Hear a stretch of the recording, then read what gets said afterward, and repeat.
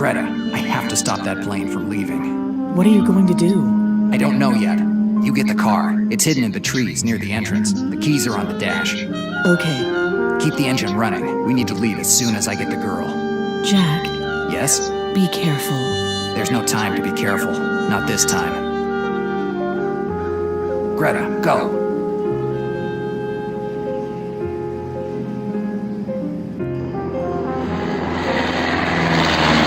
Dannazione. It's too late. It looks like you're too late, Del Nero. What are you doing here? Why aren't you on that plane? I hate traveling. I'm not the kind of guy who crosses the desert on a camel. I prefer the comfort of the big city. Moreover, had I left, I would have missed the chance to deal with you. You made me look ridiculous in the eyes of the organization, and I don't have any intention of letting you get away with it. And what do you want to do? Kill me? I could see it on your face that you've never shot anyone. You're not that kind of guy. You send your men to do your dirty work. You're right. I've never shot anyone, even though many men and women died because I ordered it. How brave. But you know, there's a first time for everything. It was destiny, Del Nero.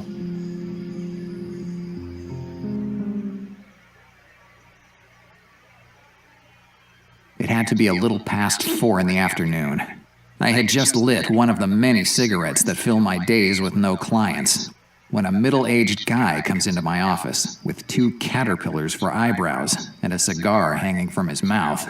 He introduces himself as Harvey Weber, the owner of Weber Company, a meat house in Larchmont.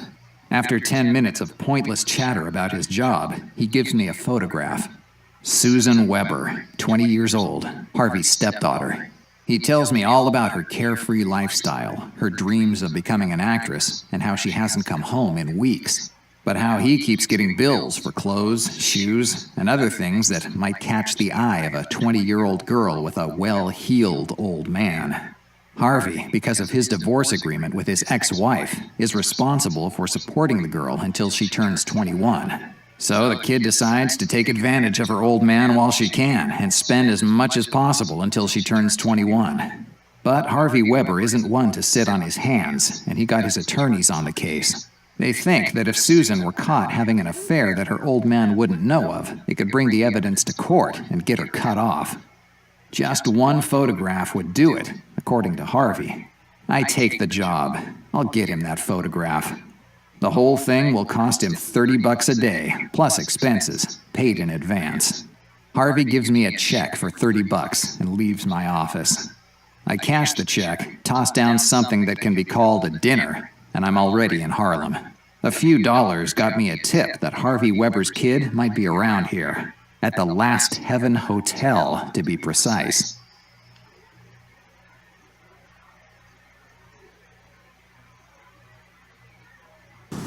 According to the information that I have, a few days ago, some blondie went on a shopping spree here in Harlem. In this neighborhood, if you have money to spend on clothes and jewelry, it's easy to get noticed. I even managed to find out that the girl was seen entering the Last Heaven Hotel.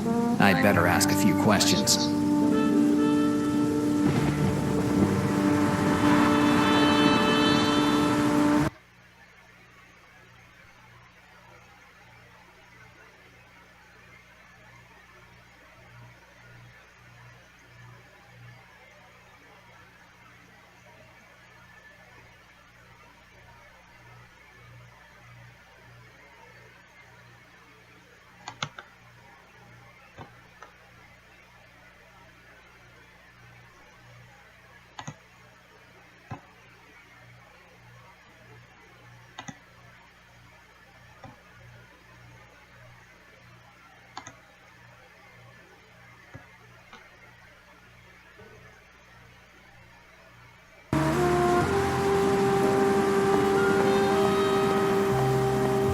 It looks like not even the shiny world of show business has managed to escape the grasp of the Great Depression.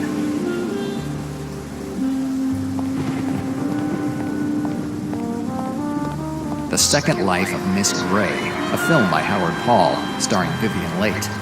Vivian Leight, that's the same name that Harvey Weber gave me. From what he told me, his daughter greatly admires that actress. No, I don't see what I should do with it.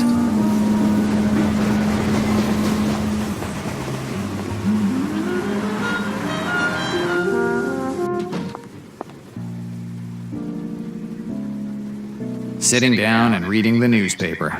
I should have been a reception clerk. I would have certainly been healthier.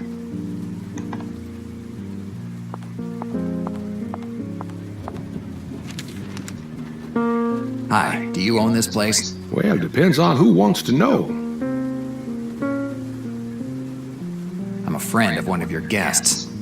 The last guy who introduced himself as such destroyed a room for a thing about lovers. So pardon me if I'm a little wary of friends of my guests. I'm a private detective. A private detective. I guess someone has gotten himself in trouble. More or less. It's about a girl. A girl, you say? There are a lot of them here. And for a few bucks, they can give you a night that will stay in your memories for a long, long time. She's not a prostitute. Susan Weber, white, medium frame, blonde hair, 20 years, and pretty enough to cause her some troubles. Have you seen her? Well, I'm sorry, but I'm not used to giving out information about my guests to the first person who happens by. People come here to have a place where no one can find them, and not just for a place where to sleep. And I try to help them with that as much as I can.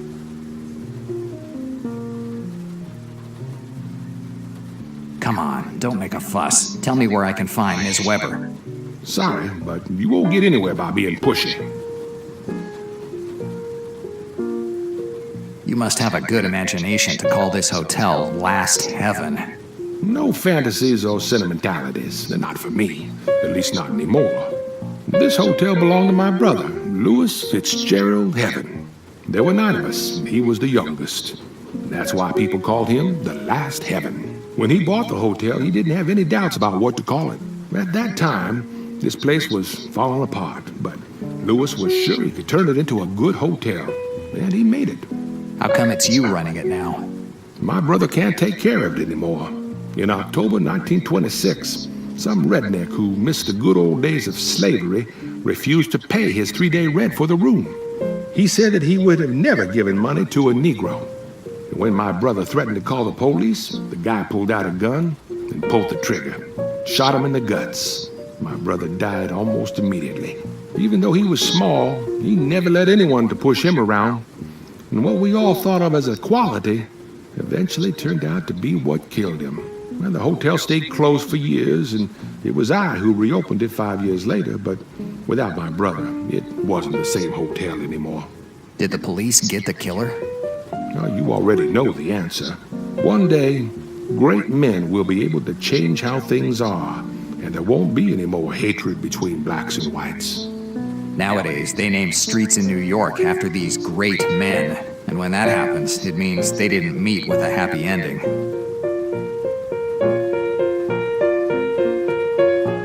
Forget about it. Whatever you want.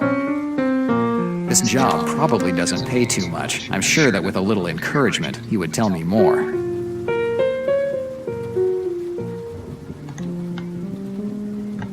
$10 should be more than enough for some information.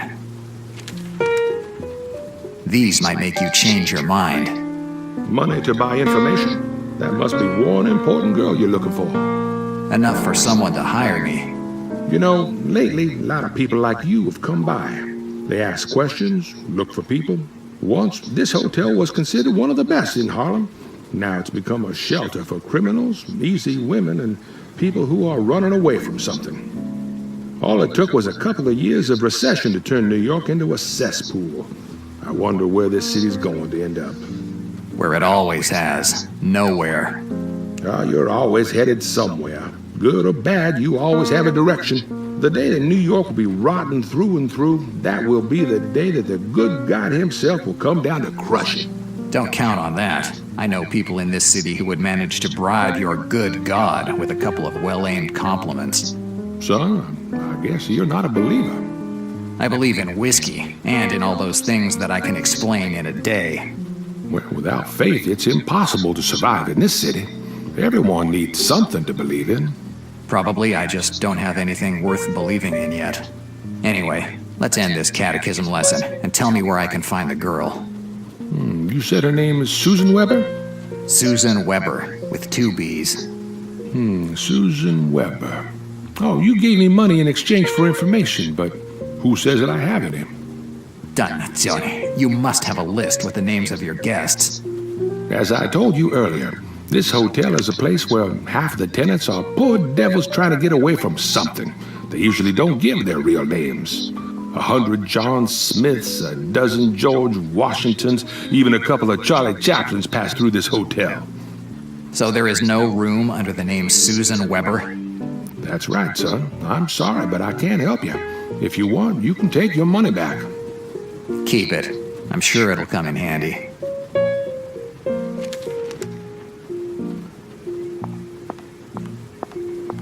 It's pointless. I don't even know if Susan Weber is really here.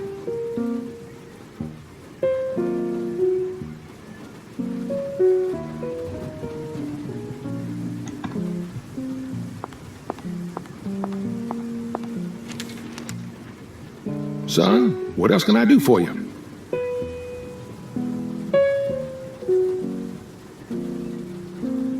Do you have any idea where I can find Susan Weber? Well, I told you, no one leaves their real names here. And Harlem is full of blondies like the one you described. You must have a good imagination to call this hotel. No fair. This hotel, when he bought that, How come it's you running it now? my brother can't take in October 1920. He said it when I shot him in the, even though he was smart in the hotel stayed. Did the police? One day, Nowadays. I have a question for you. tell me.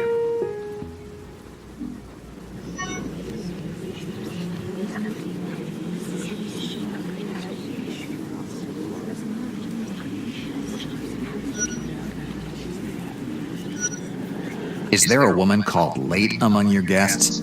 Late. Yes, and she matches your description. White, young, and blonde. Is she the woman you're looking for? Yes. What room is she in? Room 313, 3rd floor, end of the hallway. Thanks. I don't have anything else to ask you. Well, if you need me, I'm here.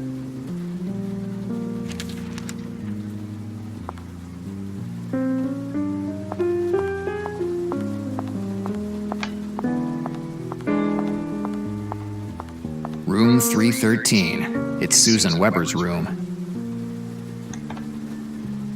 I finally gotten away from my clod of a stepfather. I couldn't take it anymore. He thought I should spend my entire life behind the counter of a butcher shop. I'm an actress. I was born to act in movies. Big productions. Isn't that right, Teddy Bear? Of course, baby. I'll make you the biggest star in Hollywood. Yes, Howard. With you, I'll be the next Vivian Lake. Actually, you'll make me even more famous than her. You'll give me her parts and I'll exceed her.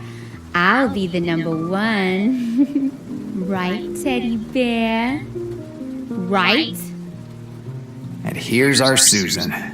I'll take a few pictures of her with her teddy bear. And tomorrow morning I'll give them to Harvey Weber. This way I'll get the rest of my money.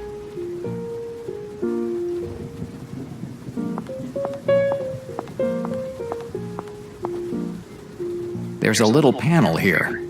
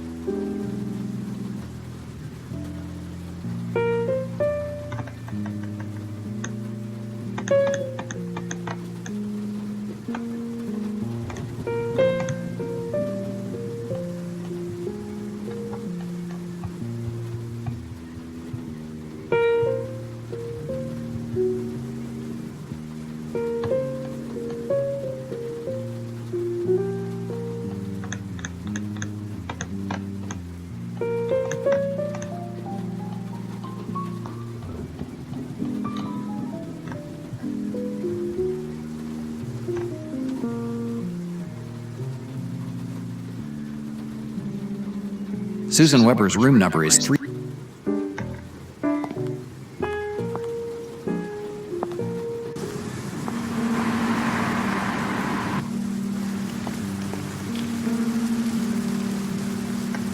That should be Susan's hotel room window. But before doing anything, I should be sure. A gate. It's closed.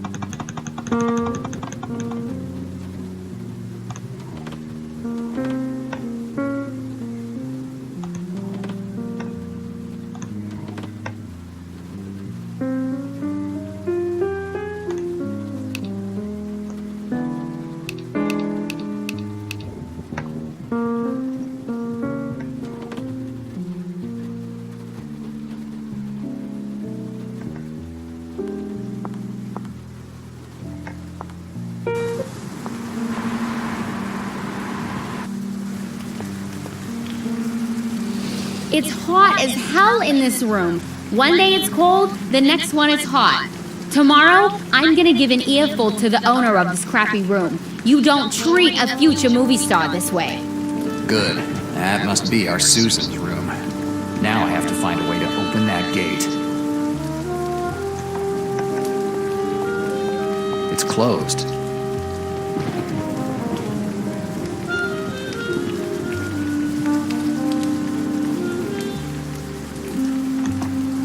These are my lockpicking tools. These trinkets have come in handy more than once. Valuable information is often the best hidden one. I knew that it was a good idea to bring them with me.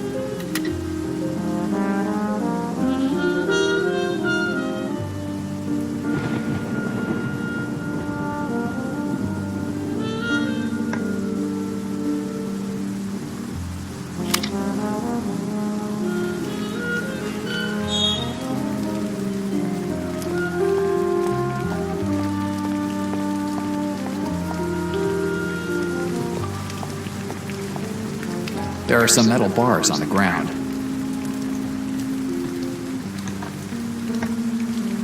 Yes, I'll take one. This bar could be helpful.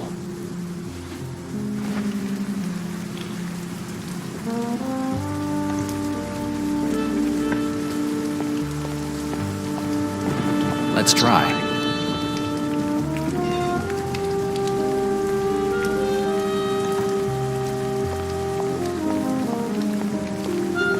I can't think of anything.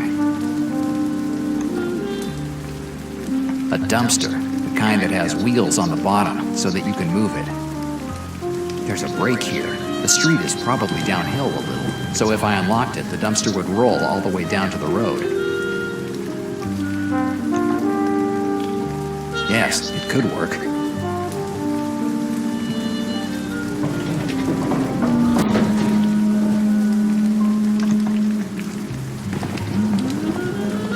Okay.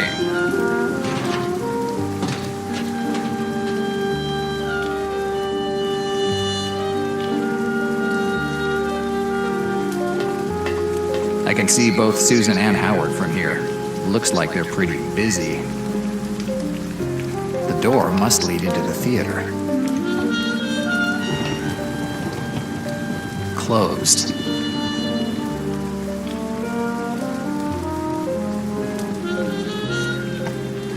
Now's the time to earn my $30.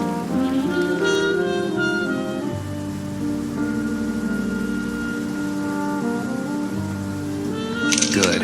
This shot will work just fine. A photo of the stepdaughter necking with the first guy that promises to make her a star. This should be enough for Harvey Weber to get his lawyers involved, and it's definitely enough for me to get out of here.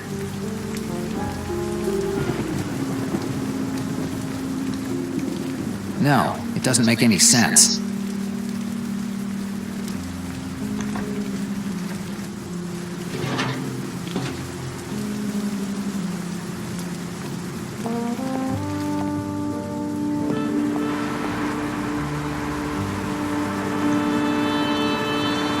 No clue. At least none that makes any sense.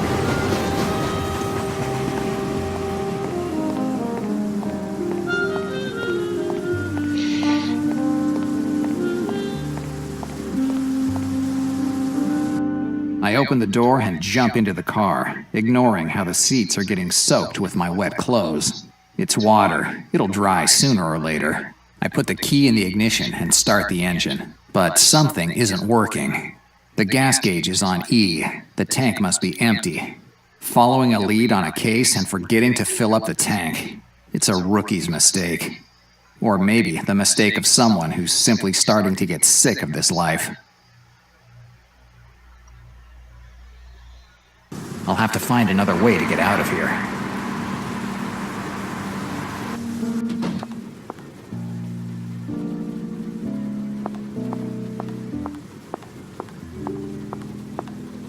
There are some candies in this bowl. There are some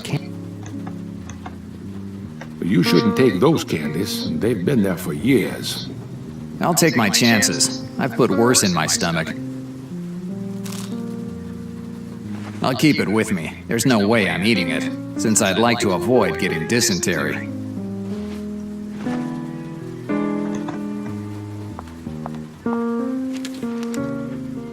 Son, what else can I do for you? Do you have a telephone? Yeah, we had one. You mean you don't have one anymore? We do have the telephone, but it's just not working. I've been waiting for someone to come and fix it for weeks, but nothing so far. Yeah, the technicians come every 3 months to make sure that the control panel is working, but after a few weeks, there's no more dial tone. So it's not the first time that it's broken? In the last few years, I've called the technician at least 10 times, and every time he asks for more money. If this weren't a hotel, I'd get rid of it tomorrow. Where is the control panel? Oh, I don't have a clue. Must be somewhere outside the building, near the alley entrance. I don't have anything else to ask you. Well, if you need...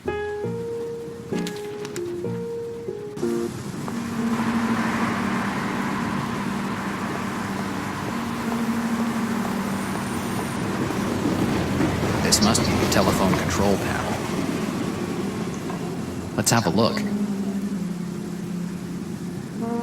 This is no breakdown. The cable was cut, and by the look of it, it definitely wasn't an accident. The only way to make a telephone work again is to reattach the wire.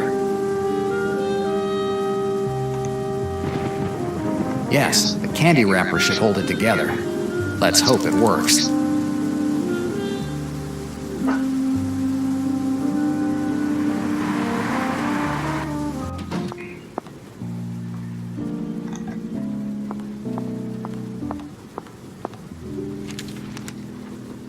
Son, what else can I do for you?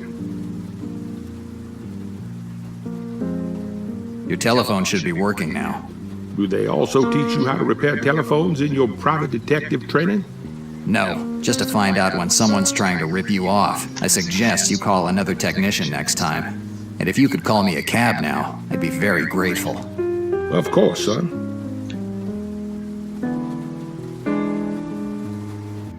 A night spent under the rain makes even this grubby old cab seem welcoming. The driver is a quiet guy, unlike most drivers who, on a $1 trip, are happy to tell you the story of their life. The only thing he asked was, "Where to?" Essex Street was my only answer. Before going home, I have to return Greta's camera. I disappeared saying I'd get it back to her in a few days. It's been more than a week. The cab turns down Essex Street. Here we are. The trip costs me $2. $1.50 fare plus a 50-cent surcharge for the night rate. Night rate. I hate cab drivers.